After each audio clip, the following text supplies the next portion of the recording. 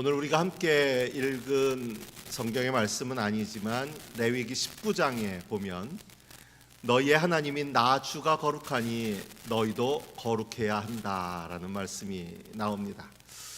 그런데 레위기의 이 거룩은 우리가 거룩이라는 단어를 접할 때면, 들을 때면 먼저 떠올리며 생각하는 그런 거룩과는 좀 상관이 없습니다. 많은 경우 우리가 거룩이라는 단어를 듣게 되면 예배의 자리 또는 교회당 안에서의 거룩에 그칠 때가 많습니다. 한동안 그런 얘기들이 많았는데 예배당에 들어갈 때 커피를 들고 들어가느냐 마느냐, 영화관이야 왜 커피를 들고 와? 이러면서 역정내시는 어른들도 꽤 있었어요. 옷을 어떻게 입어야 하느냐, 한동안 웬만한 부흥 강사들이면 꼭 빼놓지 않고 하던 농담 중에 한여름철 젊은 청년들이 교회 예배드리러 왔는데 배꼽티를 입고 와가지고 너 그러고 입고 와서 예배드리냐 그리고 야단쳤더니 중심을 보시는 하나님께 중심을 보여드렸는데 왜 그러냐고, 이런 얘기까지 지정도 옷을 어떻게 입느냐 하는 것이 굉장히 중요하게, 또는 예배 중에 다리를 꼬고 앉아도 되냐 안 되냐, 이것이 거룩을 상징하는 성경책을 갖고 오느냐 마느냐도 따졌었죠. 교회당에 있는 성경책 쓰냐, 집에서부터 성경책을 갖고 오느냐, 이런 것들 얘기는 거룩 얘기할 때 거룩의 기준으로 상상하는 이야기 속의 하나입니다. 그러나 레위기가 말하고 있는 거룩은 일상 속에서 지켜야 할 거룩의 내용입니다. 특히 레위기 19장 9절 이하의 말씀이 새롭습니다. 밭에서 난 곡식을 거두어 드릴 때에는 밭 구석구석까지 다 거두어 드려서는 안 된다. 거두어 드린 다음에 떨어진 이삭을 주어서도 안 된다. 포도를 딸 때에는 모조리 따서는 안 된다. 가난한 사람들과 나그네 신세인 외국 사람들이 죽게 그것들을 남겨두어야 한다. 듣지 못하는 사람을 저주해서는 안 된다.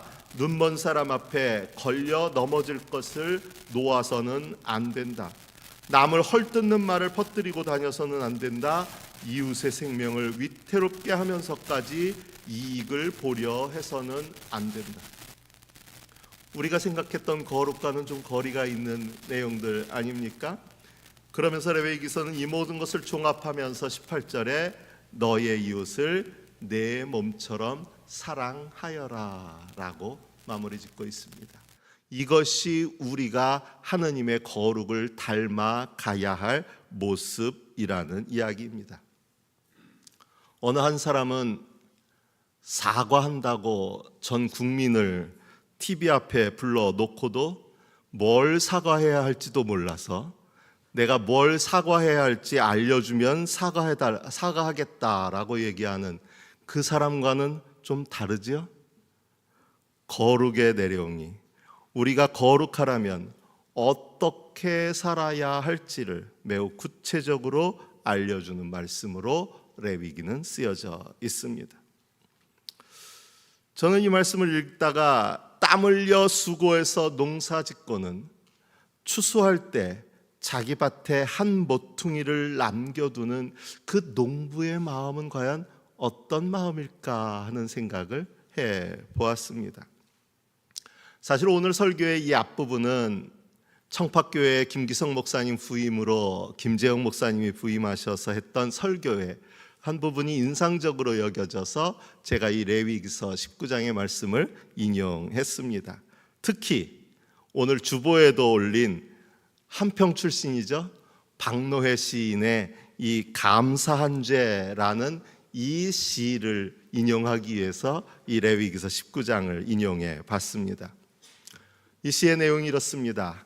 낯선 서울 땅에 올라와 노점상으로 쫓기고 여자 몸으로 공사판을 뛰어다니면서도 남보다 도와주는 사람이 많았음에 늘 감사하며 기도했느니라. 거리에서 리어카 노점상을 하다 잡혀온 내 처지를 아는 단속반들이 나를 많이 봐주고 공사판 십장들이 몸 약한 나를 많이 배려해주고 나는 어리석게도 그것에 감사만 하면서 긴 세월을 다 보내고 말았구나. 다른 사람들이 단속반에 끌려가 벌금을 물고 일거리를 못 얻어 힘없이 돌아설 때도, 민주화 운동하던 다른 어머니 아들 딸들은 정권 교체가 돼서도 살아 돌아오지 못했어도 사형을 받고도 몸성이 살아서 돌아온 불쌍하고 장한 내 새끼 하면서 나는 바보처럼 감사 기도만 바치고 살아왔구나. 나는 감사한 죄를 짓고 살아왔구나. 지난주에 우리가 감사절 예배를 드렸는데요, 감사절을 지낼 때면 감사하지 못하고 살아가는 우리의 모습을 돌아보면서 감사의 이유들을 하나둘 떠올리는 것에 그칠 때가 많지만, 이 박노해 시인의 어머니의 기도로 표현된 이 시의 내용에서는 독특하게도 감사가 죄라고 말합니다. 감사하지 못한 것이 죄가 아니라 감사가 죄라고 말합니다. 감사가 죄가 될 수밖에 없던 이유는 다름 아니라 다른 사람의 절박한 처지가 눈에 들어왔기 때문입니다.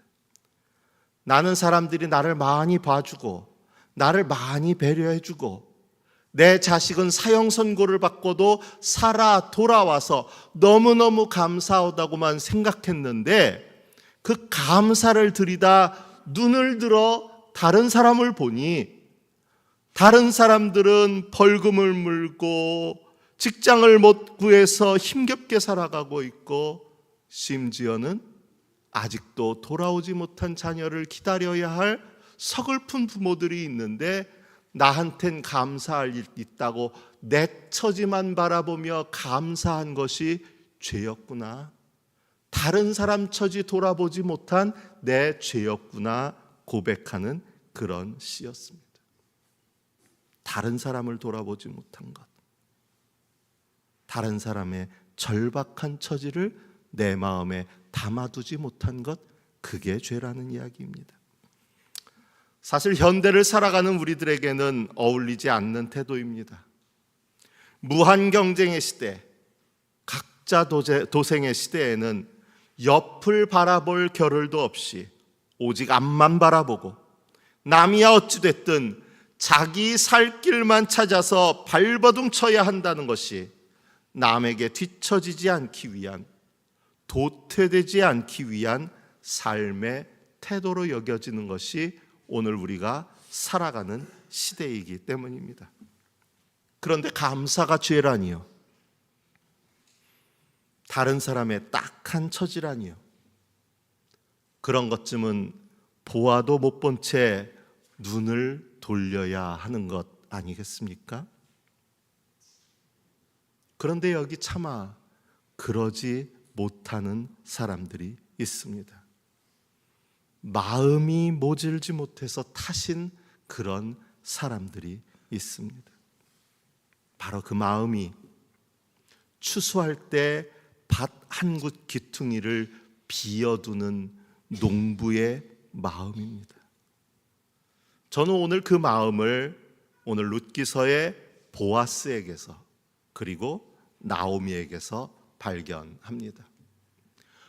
눈에 보이는 희망 하나 없이 고향 땅을 찾아온 자신을 끝까지 따라 나선 그 룻을 위하여 그녀의 새로운 남편을 찾아주려는 나오미의 마음.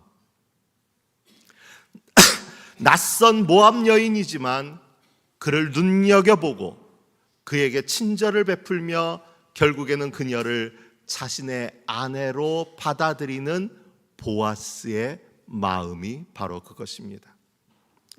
오늘 우리가 읽은 룻기서 4장의 앞부분 쪽에 보면 보아스가 룻을 배려하여 다른 밭에 가지 말고 자신의 밭에서 이삭을 줍도록 온갖 편의를 제공하는 장면이 나오는데, 이에 대해 룻은 이렇게 보아스에게 말합니다.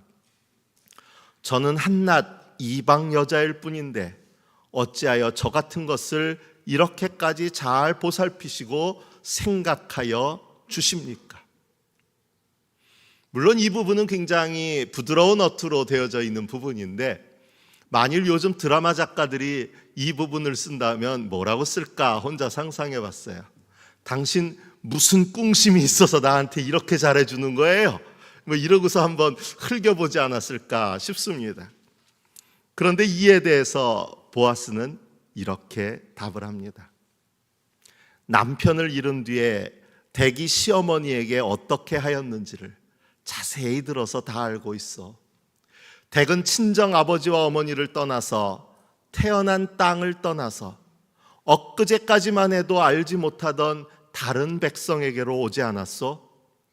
댁이 한 일은 주님께서 갚아주실 것이요, 이제 댁이 주 이스라엘의 하나님의 날개 밑으로 보호를 받으러 왔으니 그분께서 댁에게 넉넉히 갚아주실 것이요. 저는 이 구절에서 지금 보아스가 룻에게 모든 선의를 베풀고 있는 이것이 그저 이방 여인을 향한 남자로서의 관심이 아니었다는 것을 알 수 있습니다. 시어머니에게, 시어머니의 백성에게, 그리고 무엇보다 시어머니의 그 하나님에게 자신을 의탁했던 이 룻에게 넉넉히 갚아주실 그 하나님의 마음으로 바로 오늘 이 룻을 선대하고 있는 것이 보아스의 태도라는 말입니다. 그리고 이 아름다운 인연은 결국 룻이 보아스의 아내가 되도록 이끌었고, 그녀는 다윗의 할아버지가 되는 오벳을 낳게 됩니다.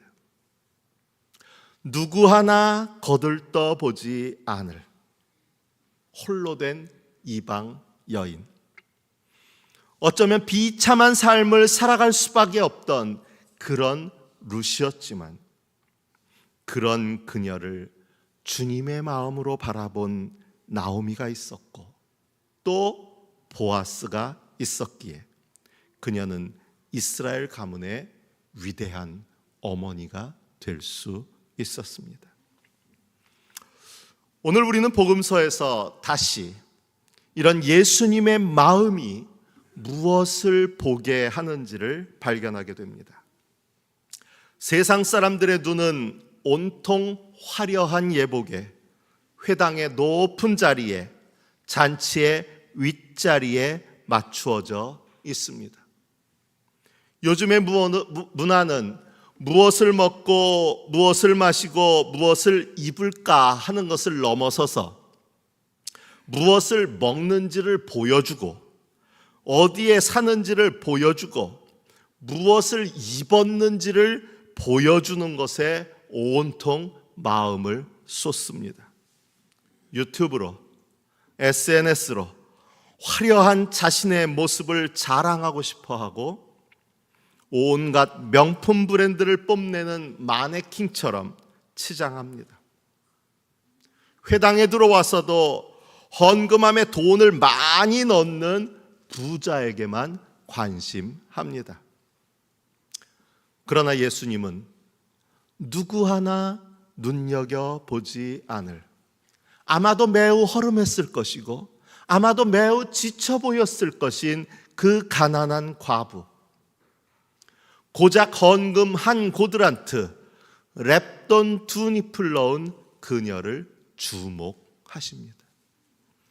그녀가 드린 한 고드란트 랩돈 2잎은 오늘의 경제 규모로 환산해 봤을 때 1,000원에도 미치지 않는 대략 600-700원 정도의 돈이었을 것으로 계산할 수 있습니다. 이게 생활비 전부였다고 얘기하고 있어요. 들여진 액수 자체가 문제가 아니라 그것이 그녀의 생활비 전부였다는 것. 이것을 가지고 또 어떤 목사님들은 그러니까 여러분들도 여러분 가진 것에서 일부 떼어서 헌금하지 말고 가진 것 전부 바치십시오, 이렇게 몰아가는데 예수님은 그게 중요한 게 아니었어요. 그녀의 처지가 얼마나 절박했던지 고작 1,000원도 되지 않을 돈으로 하루를 살아가야 하는 정말 절박한 여인이 그녀였다는 거예요. 누가 관심할까요? 오늘의 세상에서 그런 그녀를 높이 치켜 올려줄 사람이 있을까요? 잘하였다고 칭찬해 줄 사람이 있을까요?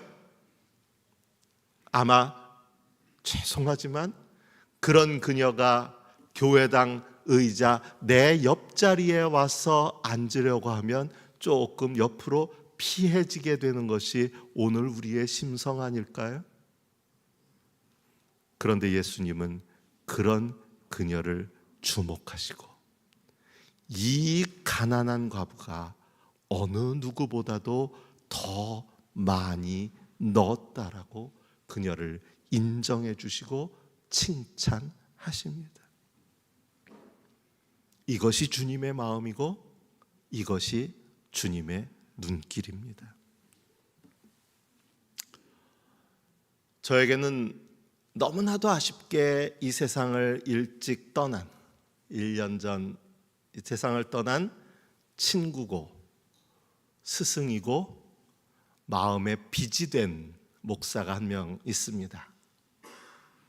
임보라 목사인데 동분서주 하도 바쁜 친구여서 1년에 한두 차례 통화하고 제가 겨울철 되면 제주에 있을 때 감귤 박스 한 박스씩 보내주고 그 정도 서로 갈 뿐, 제주에 있을 때는 강정마을 구럼비 지키러 왔다가 동부경찰서 유치장에 갇힌 것을 방문해서야 얼굴 한번 보고, 그 다음에는 가족들하고 같이 제주에 왔다고 전화하길래 반가운 마음에 어디로 갈까 했더니 법원 앞이래요.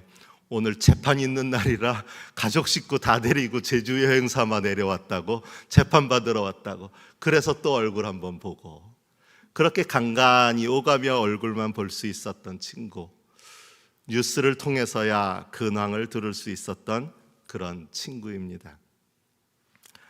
그 친구가 그렇게 바쁘게 살아갔던 이유를 설명한다면 아마도 이 한마디가 아닐까 싶습니다. 그 친구가 했던 말인데요, 아픔이 있는 곳이 세상의 중심이라는 것입니다. 임 목사는 그 말을 실천하기 위해서 아픔을 겪고 억울함에 울부짖는 이들이 있는 곳을 찾아서 그렇게 늘 바쁘게 살아갔습니다. 예수님의 마음으로, 예수님의 눈길로 아픔이 있는 이들을 눈여겨보고 보담으면서 그녀를 기다리는 이들의 곁에 서서 살았습니다. 그 일로 밤잠을 잘 수 없을 정도로 전화가 와서 당신 같은 사탄이 무슨 목사라고 그러냐, 당신 같은 사람이 없어져야 된다, 온갖 협박 전화에 뭐에 시달리고, 총회하는 자리에서도 저런 목사를 쫓아내야 기장이 바로 선다는 현수막이 내걸리고, 온갖 마귀 사탄 소리 다 들으면서도 오직 한 가지 이유, 아픔이 있는 곳이 세상의 중심이라는 그 말 때문에 아픔이 있고 눈물이 있는 이들 곁에 서주기 위해 바쁘게 살아가다가 또 그렇게 바쁘게 하나님의 곁으로 갔습니다. 그것이 그리스도인의 마땅한 사명이라고 고백하며 살았기 때문입니다. 또 우리 교단의 큰 어른 장공 김재준 목사님은 10가지 좌우명을 정하여 사셨는데 그 중 하나가 버린 물건, 버려진 인간에게서 쓸모를 찾는다 였습니다. 이 역시 그리스도의 마음으로 사람들을 눈여겨볼 때 가능한 일입니다. 우리의 구원은 우리가 그럴 만한 자격을 갖추었기에 주어진 것이 아닙니다. 그리스도께서 저를 포함한 우리 모두의 죄를 짊어지시려고 그 몸을 제물로 바치셨기 때문입니다. 그리고 그리스도를 기다리고 있는 우리들을 찾아오셔서 구원을 베풀어 주셨기 때문입니다. 만일 우리를 불쌍히 여기시는 주님의 마음이 아니었다면, 그래서 기다리고 있는 우리에게 찾아오지 않으셨다면 우리는 지금도 죽음의 길 멸망의 길을 걸을 수밖에 없었을 것입니다. 우리의 자격 때문이 아니라 구원받을 자격, 사랑받을 자격을 갖추었기 때문이 아니라 주님의 그 마음 때문에, 불쌍히 여기시는 마음 때문에, 아픔이 있는 자들을 눈여겨보시는 그 자비의 마음 때문에 우리는 구원받은 백성이 되었고 주님의 사랑을 받은 줄로 믿습니다. 저와 여러분은 스스로를 보면서 주님, 내 자격 때문이 아니라 주님의 그 마음 때문에 내가 사랑받은 자가 되었고 내가 구원받은 자가 되었습니다 라고 믿어지십니까? 한번 그럼 옆에 자리에 있는 분들을 한번 쳐다보십시오. 그 사람은 어떻습니까? 그 사람도 주님의 사랑받을 사람으로 보여지십니까? 나보다는 조금 목소리가 올라가네요. 그럼 이번엔 조금 더 눈을 멀리 한번 돌려보세요. 저 멀리 앉으신 분들 한번 돌아보세요. 우리 교인들 말 잘 들으시는 교인이었는데 어때요? 그분들도 나랑 가깝지 않고 어쩌면 날 잘 모르고 심지어는 관계가 약간 불편한 그 사람들도 다 주님의 사랑받을 사람들로 보여지십니까? 나태주 시인의 유명한 시가 있죠. 자세히 보아야 예쁘다, 오래 보아야 사랑스럽다, 너도 그렇다. 참 좋은 시인데요.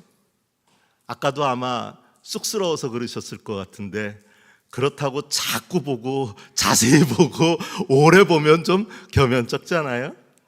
그런데 저는 오늘 이 시를 좀 바꿔보고 싶습니다.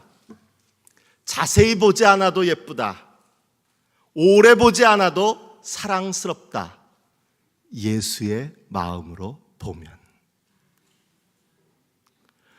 누구인지도 모를 낯선 이들을 위해서 기꺼이 밭 한 기퉁이를 비워두던 농부의 마음, 자신의 편의보다도 상대의 입장과 처지를 배려하면서 고심하는 나오미의 마음, 낯선 이를 환대하며 기꺼이 그를 위해 친절을 베풀던 보아스의 마음, 이 모든 마음은 바로 주님의 마음에서 비롯된 마음입니다. 오늘 저와 여러분들도 바로 이 마음을 갖게 되기를 바랍니다. 자꾸 트집거리 찾아내고 탓하고 작은 차이로도 평생의 원수인 양 품어주지 못하던 마음, 나와는 다르다는 이유만으로 배척하고 차별하고 내 편 나누던 마음, 티끌만큼 작은 허물이라도 찾아내서 이런저런 자격을 따지던 마음, 이제는 좀 내려놓고 예수의 마음으로 서로를 볼 수 있게 되기를 바랍니다. 그 마음으로, 그 눈으로 바라보면 예쁘고 사랑스럽고 오히려 더 많이 주지 못하고 더 많이 나누지 못해서 미안해지는 그런 사람이 될 수 있지 않을까요? 이제 이 교회당 밖을 벗어나서 눈을 들어 저 멀리 바라보면 지금도 우리를, 예수님의 마음을 품은 우리를 기다리고 있는 사람들이 있습니다. 아픔 가운데 있는 그들을 위해 기꺼이 여러분의 옆자리를 내어주지 않으시렵니까? 그런 사람들을 위해 기꺼이 여러분의 손을 펴지 않으시겠습니까? 그런 사람들을 위해 기꺼이 여러분들의 가슴을 열어 보이지 않겠습니까? 예수님이 나를 위해, 우리를 위해 그러하셨듯이 우리 고백교회가 이 감사의 계절에 감사가 죄가 되는 그런 우리 교회가 아니라 감사를 더욱 넘치게 할 수 있는 주님의 마음을 품은 그런 교회, 그 마음으로 살아가는 주의 백성 되시기를 바랍니다. 주신 말씀을 마음에 새기며 묵상합니다.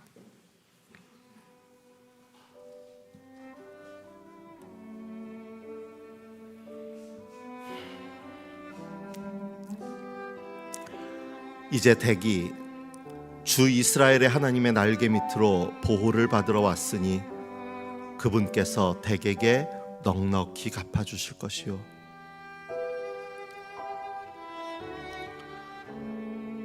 그리스도께서도 많은 사람의 죄를 짊어지시려고 단 한 번 자기 몸을 제물로 바치셨고 두 번째라는 죄와는 상관없이 자기를 기다리고 있는 사람들에게 나타나셔서 구원하실 것입니다.